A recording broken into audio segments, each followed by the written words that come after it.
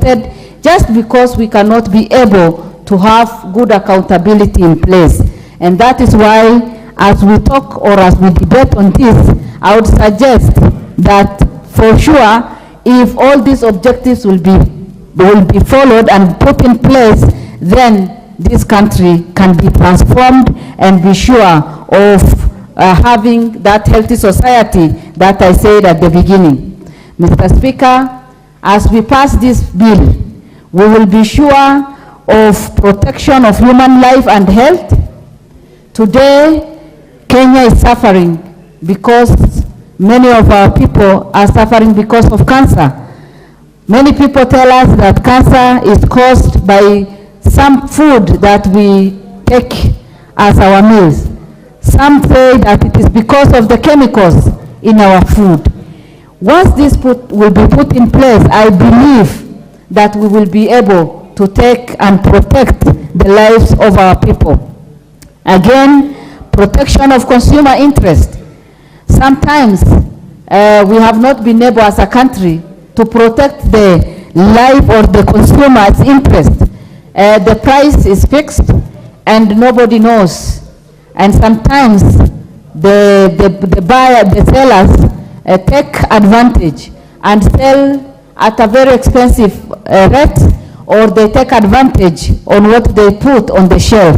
When this bill will be put in place, we'll be able to protect the consumer's interest and conduct of food business and feed business.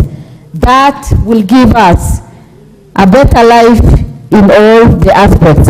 Mr. Speaker, again, the promotion of food safety and food safety. When we promote that, we will have people who will have less fear, because like now, in our country, many people are wondering,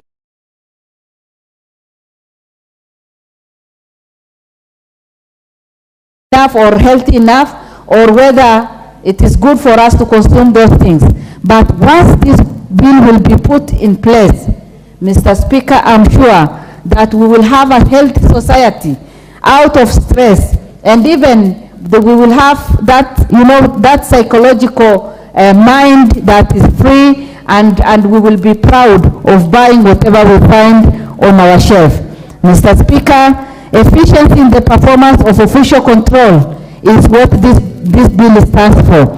And that is why I support it, because efficiency is what we need in our country. Today you go to many offices or many institutions, and maybe it is only now that you find people in the offices working hard, because they know that the president is also a hard-working president. And when efficiency will be put in place, then we are sure of the product and the...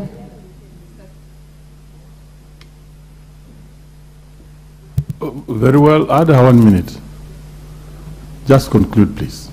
Thank you, Mr. Speaker. I appreciate that. And as I conclude, I want to say that I support this bill, and it is my prayer that soon it will be implemented for the betterment of our nation. Thank you, Mr. Speaker. The Honorable Wilberforce Ohundo.